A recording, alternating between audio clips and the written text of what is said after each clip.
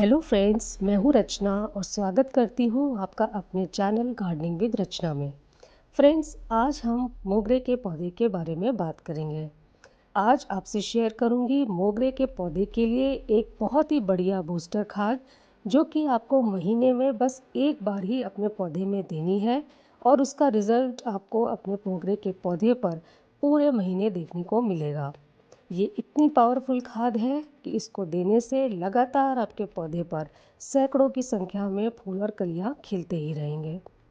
इसके साथ ही आज शेयर करूंगी 3 सीक्रेट टिप्स, 3 ऐसी जानकारियां जिनके बारे में अगर आपको पता है तो आपका मोगरा पूरी बरसात फूलों से भरा रहेगा।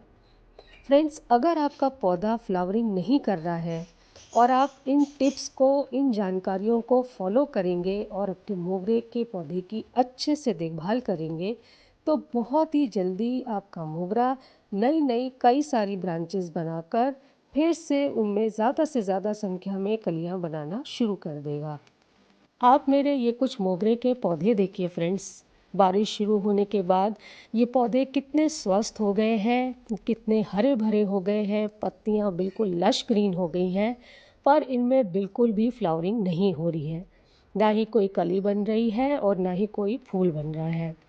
तो आइए पहले इसकी केयर टिप्स के बारे में बात कर लेते हैं। पौधे की अच्छी ग्रोथ के लिए जब मानसून सीज़न में लगातार बारिश होती रहती है तो कई बार हमारे गमलों में पानी भर जाता है। ये बहुत ज़रूरी है कि हम उस पानी को लगातार गमले में से निकालते रहें।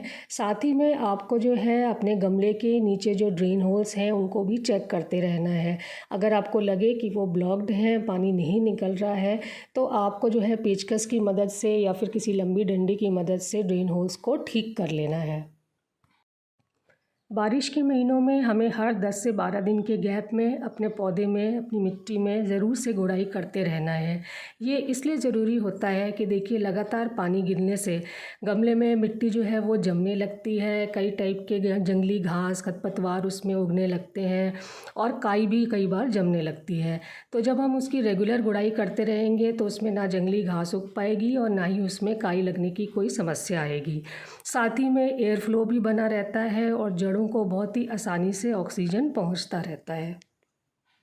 और ध्यान रखिए कि कभी भी गीली मिट्टी में गुड़ाई ना करें। अगर आप गीली मिट्टी में गुड़ाई करेंगे तो जड़ें टूटने का डर रहता है। तो इसके लिए पहले आप एक शेड के नीचे अपने गमले को शिफ्ट कर दीजिए और मिट्टी को सूखने दीजिए। और जब मिट्टी सूख जाए तब आप उसमें गुड़ाई भी करिए और उसमें खाद भी दीजिए। खाद देकर आप उसमें थोड़ा सा पानी भी दे दीजिए। खाद देने के बाद भी आप कुछ दिन के लिए अपने पौधे को शेड में ही रहने दीजिए, क्योंकि देखिए आपने जो भी खाद अपने पौधे को दी है वो जड़ें उसको अच्छे से एब्जॉर्ब कर सकें, इसका इंतज़ार करिए। अगर आप उसे बारिश में तुरंत शिफ्ट कर देंगे तो जो भी खाद आपने दी है वो पानी के साथ बह जाएगी। बारिश के समय हर पौधे की ग्रोथ बहुत तेज़ी से होती है, तो यही सही समय होता है जब हमें पौधे की कटिंग और प्रूनिंग करनी होती है। फिर चाहे वो हार्ड प्रूनिंग हो या फिर सॉफ्ट प्रूनिंग हो। प्रूनिंग को हम बहुत सरल भाषा में कटाई और छटाई भी कह सकते हैं।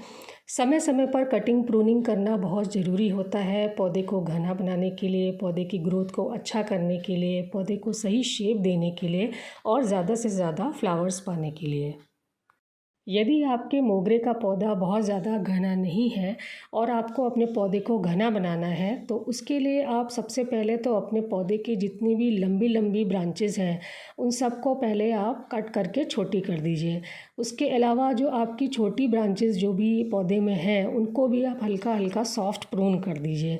आप देखेंगे कुछ ही समय में बहुत सारी नई नई ब्रांचेस डेवलप होंगी और धीरे धीरे जो है आपका पौधा घना हो जाएगा।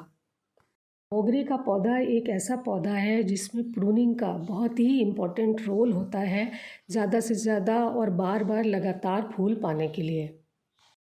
ऐसा इसलिए है कि मोगरा की एक ख़ास बात ये होती है कि मोगरा कभी भी एक ही ब्रांच पर बार बार फूल नहीं देता, हमेशा वो नए ब्रांच में ही फ्लावर्स देता है।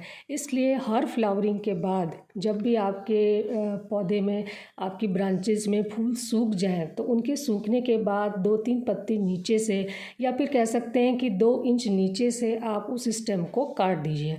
अगर आप उस स्टेम को नहीं काटेंगे तो वो स्टेम धीरे धीरे सूख जाएगी और वहाँ पर कोई भी दोबारा फ्लावरिंग नहीं होगी। तो इसलिए बहुत ज़रूरी है कि हम अपने स्टेम को वहाँ जहाँ से फूल सूखा है 2-3 इंच नीचे से काट देंगे, तो कुछ ही समय में वहीं से नई नई ब्रांचेस डेवलप होती हैं और वहीं पर फिर से फ्लावरिंग होने लगती है। तो ये देखिए फ्रेंड्स, ये 1 हफ़्ते पहले मैंने अपने 3 मोगरे के पौधों को तैयार किया था।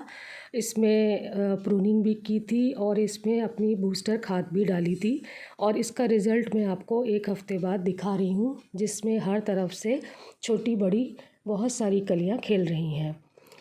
अब बात करते हैं कि हमें क्या खाद देनी है।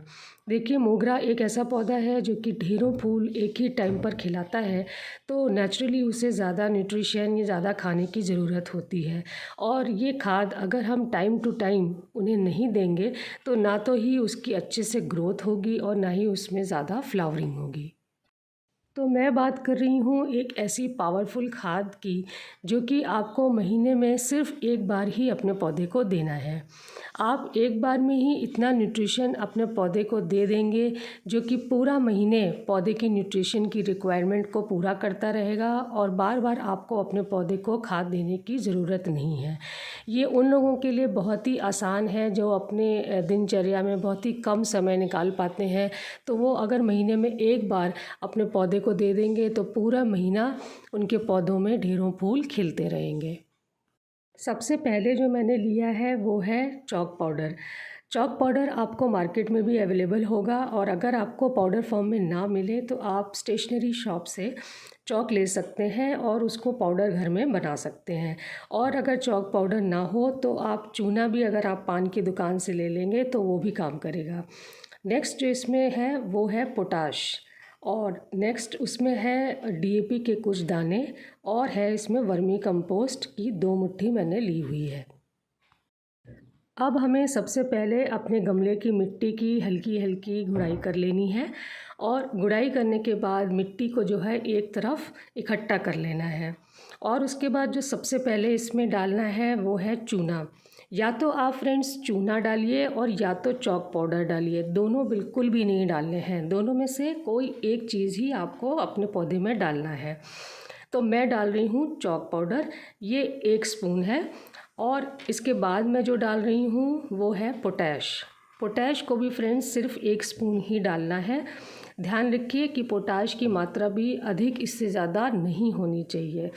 और नेक्स्ट जो मैं डाल रही हूँ वो है डीएपी के कुछ दाने। अगर हम 12 इंच का गमला यूज़ कर रहे हैं तो उस गमले के हिसाब से 8 से 10 दानों से ज़्यादा बिल्कुल भी मत डालिए। लास्ट में मैं जो डालूँगी वो है वर्मी कंपोस्ट, 2 मुट्ठी मैं डाल रही हूँ और मिट्टी के साथ वर्मी कंपोस्ट को ऊपर से लेयरिंग करके बराबर कर दे रही हूँ। फ्रेंड्स, ये 4 चीज़ों का जो कॉम्बिनेशन बन के रेडी होता है वो मोगरा के फ्लावर्स खिलाने के लिए बिल्कुल एप्रोप्रिएट होता है।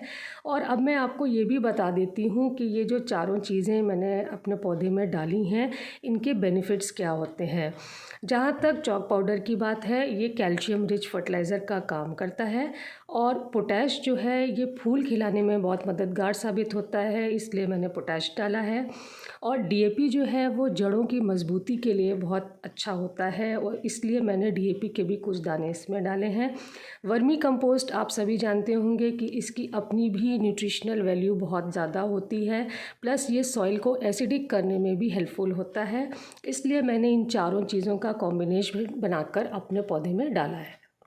लगातार बारिश होते रहने से हमारे मोगरे के पौधे की मिट्टी में हमेशा नमी बनी रहती है और मिट्टी हमेशा गीली बनी रहती है, तो नमी के कारण हमारे पौधे की मिट्टी में फंगस लगने का डर हमेशा बना रहता है। फंगस के अलावा और भी बहुत से कीड़े मकोड़े हैं, कई बीमारियां हैं जिनका डर हमेशा बना रहता है। तो इसके लिए मैं एक बहुत ही सरल उपाय और एक घरेलू उपाय आप लोगों को बता रही हूँ जो कि आप अपनाएंगे तो आपके पौधे को फंगस से भी बचा कर रखेगा। और ये नुस्खा जो है ये आपकी नीम खली और फंगीसाइड पाउडर वगैरह डालने से भी ज़्यादा इफ़ेक्टिव भी रहेगा और ज़्यादा दिनों तक इफ़ेक्टिव भी रहेगा। के लिए जो मैंने ली हैं ये देखिए, ये हैं नीम की पत्तियाँ।